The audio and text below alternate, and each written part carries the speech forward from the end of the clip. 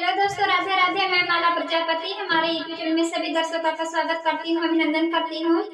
आज मैं एक बहुत ही प्यारा कारवा नाच गीत लेकर आई हूँ। अगर आप सभी को अच्छा लगे तो प्लीज लाइक करना, कमेंट करना और मेरे चैनल को सब्सक्राइब करना। रंग बिना